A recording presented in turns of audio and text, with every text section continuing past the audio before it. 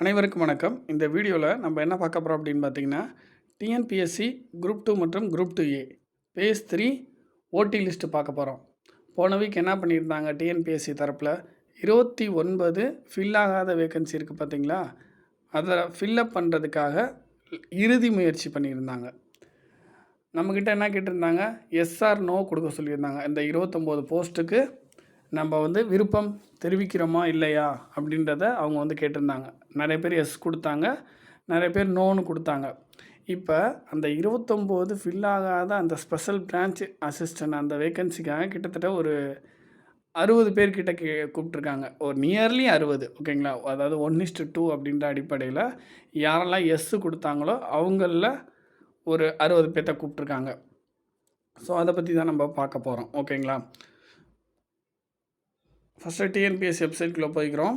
So 26 March அதை click பண்ணுறோம். அதுக்கப்புறம் கீழே பார்த்தீங்கன்னா இந்த இடத்துல பாருங்கள், 26/3/2024 இங்கே இருக்குது பாருங்கள். ஸோ அதை கிளிக் பண்ணுறோம். ஆல்ரெடி டவுன்லோட் பண்ணி பார்த்துட்டேன், பட் இருந்தாலும் உங்களுக்காக மறுபடியும் டவுன்லோட் பண்ணி காமிக்கிறேன்.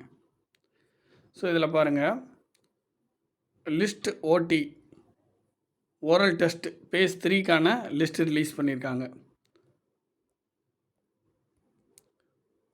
எப்போன்னு பாருங்கள், 1/4/2024 அன்னைக்கு ஓரல் டெஸ்ட்டு நடக்கும். யாருக்கெல்லாம் நடக்கும் அப்படின்னு பார்த்தீங்கன்னா, இங்கே லிஸ்ட்டு இருக்குது பாருங்கள். இந்த ரிஜிஸ்டர் நம்பர் உள்ளவங்களுக்கெல்லாம் 1/4/2024 அன்னைக்கு ஓரல் டெஸ்ட் நடக்கும், ஓகேங்களா. ஸோ அந்த டெஸ்ட்டு முடிஞ்சதுக்கப்புறம் என்ன பண்ணுவாங்க, டெஸ்ட்டு முடிஞ்ச அன்னைக்கே அவங்களோட மெயின் ரிட்டன் எக்ஸாமோட மார்க்கும் இன்டர்வியூவோட மார்க்கும் ரிலீஸ் பண்ணிடுவாங்க, ஓகேங்களா. ஸோ இதில் பார்த்தீங்கன்னா இந்த லிஸ்ட்டில் ஆல்ரெடி ஏற்கனவே இந்த இன்டர்வியூ லிஸ்ட்டு ரிலீஸ் பண்ணியிருப்பாங்களே, பின்னாடி கொஞ்சம் பேர் வெயிட் பண்ணாங்களே.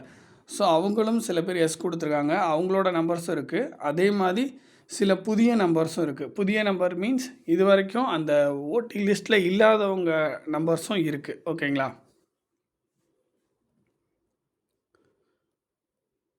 இதை ரிலீஸ் பண்ணியிருக்க டேட் பார்த்தீங்கன்னா 26/3/2024.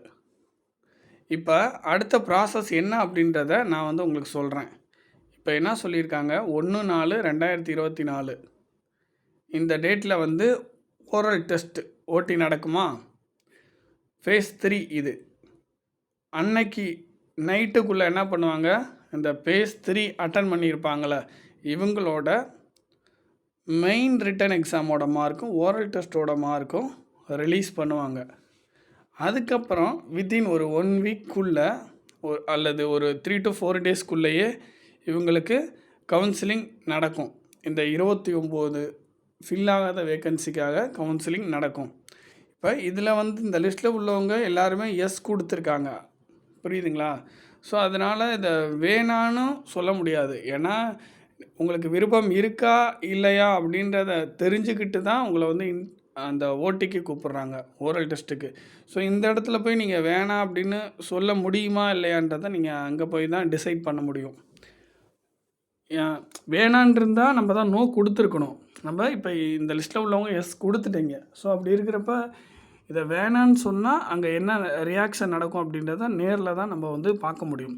ஸோ இவங்களோட இறுதி முயற்சினே சொல்லியிருந்தாங்க, அந்த 29 வேக்கன்சியை எப்படியாவது ஃபில்லப் பண்ணணும் அப்படின்றதுக்கான ஒரு கடைசி கட்ட கவுன்சிலிங் அப்படின்னே சொல்லியிருந்தாங்க. அந்த 29 வேக்கன்சி எப்படியாவது ஃபில்லப் பண்ணணும் அப்படின்றதுக்கான மிகப்பெரிய முயற்சி தான் எடுத்திருக்காங்க.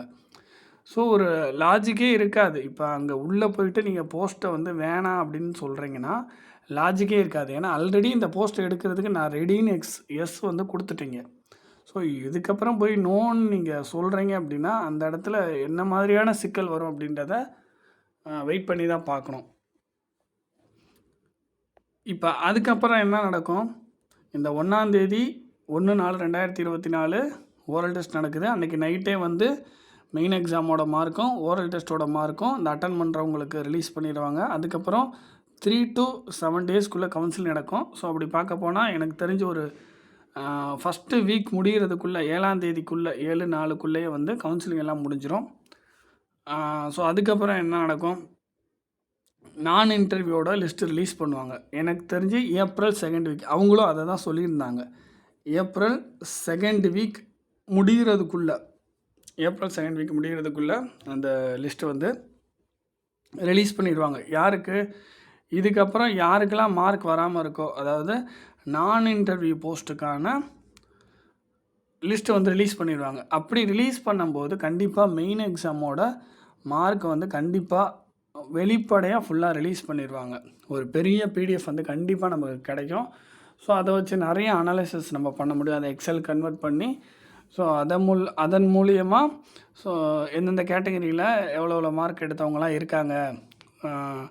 ஸோ 90 மார்க்ஸு அதுதான் வந்து மினிமம். ஓகேங்களா? ஸோ 300க்கு ஓகேங்களா, இந்த 300க்கு 90 அப்படின்றது தான் மினிமம் மார்க்கு.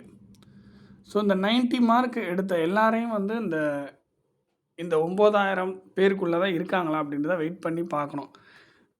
எனக்கு ஒரு சின்ன டவுட்டாக இருக்குது. இந்த 90 மார்க்ஸ் எடுத்த எல்லாருமே இந்த 9000 பேருக்குண்ட அந்த லிஸ்ட்டில் தான் இருப்பாங்க அப்படின்றது.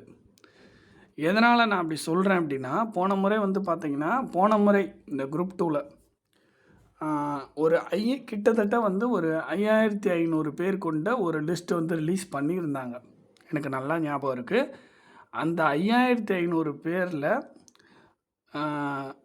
90 மார்க் 300க்கு 90 மார்க் எடுத்தவங்க எல்லாருமே இடம் பிடிச்சிருந்தாங்க. ஸோ அதை இந்த இடத்துல வந்து நான் பதிவு பண்ணுறேன். ஸோ 5500 பேரில் மினிமமாகவே 90 மார்க் எடுத்தவங்க எல்லாருமே அதுக்குள்ளே இருக்கிறாங்க. ஓகேங்களா? ஸோ அப்படி இருக்கிறப்ப இப்போ கிட்டத்தட்ட 9000 பேர் கொண்ட ஒரு லிஸ்ட்டு கண்டிப்பாக 90 மார்க் எடுத்த எல்லாருக்குமே வந்திருக்கும் அப்படின்ற ஒரு சின்ன அந்த டவுட் எனக்குள்ளே இருக்குது. இருந்தாலும் அது ரிலீஸ் ஆனதுக்கப்புறம் நம்ம கண்டிப்பாக வந்து பார்ப்போம். இதுக்கப்புறம் வந்து மேக்ஸிமம் ஒரு 2 வீக்ஸ்க்குள்ளே அப்படின்னா ஒரு ஏப்ரல் ஒரு 14க்குள்ளே இந்த நான் இன்டர்வியூக்கான லிஸ்ட்டு வந்து ரிலீஸ் பண்ணிடுவாங்க. ஓகேங்களா? ஸோ அதுக்கப்புறம் மேற்கொண்டு ஒரு 1 வீக்லேயே கவுன்சிலிங் ஸ்டார்ட் பண்ணுறதுக்கான வாய்ப்புகள் இருக்குது. எப்படி இருந்தாலும் கவுன்சிலிங் வந்து கிட்டத்தட்ட ஒரு 40 டேஸ், ஒரு சாட்டர்டே சண்டேவை சேர்த்து சொல்கிறேன். ஒரு 40 டேஸ் 35 டேஸ் டு ஒரு 40 டேஸ் வந்து கவுன்சிலிங் நடக்கிறதுக்கான வாய்ப்பு இருக்குது.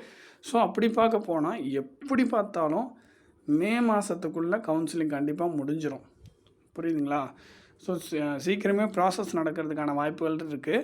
இப்போ எதனால் கொஞ்சம் டிலே ஆகிருக்கு அப்படின்னா, இந்த 29 வேக்கன்சி எப்படியாவது ஃபில்லப் பண்ணணும் அப்படின்ற முயற்சியில் வந்து ஒரு இறுதி முயற்சியில் வந்து டிஎன்பிஎஸ்சி வந்து இறங்கியிருக்கிறதுனால என்ன ஆகுது அப்படின்னா, ஒரு 2 வீக்ஸ் கொஞ்சம் தள்ளி போயிடுச்சு. அவ்வளோதான், வேறு ஒன்றும் இல்லை. பட் கண்டிப்பாக வந்து விரைவில் இந்த 3rd ஃபேஸ் ஆஃப் கவுன்சிலிங் முடிஞ்சோடனே விரைவில் நான் இன்டர்வியூ மார்க் லிஸ்ட்டு எல்லாம் ரிலீஸ் பண்ணி டக்கு டக்குன்னு கவுன்சிலிங் வச்சு போஸ்டிங் ஆர்டர் போடுறதுக்கான வாய்ப்புகள் ரொம்ப அதிகமாக இருக்குது. தேங்க்யூ.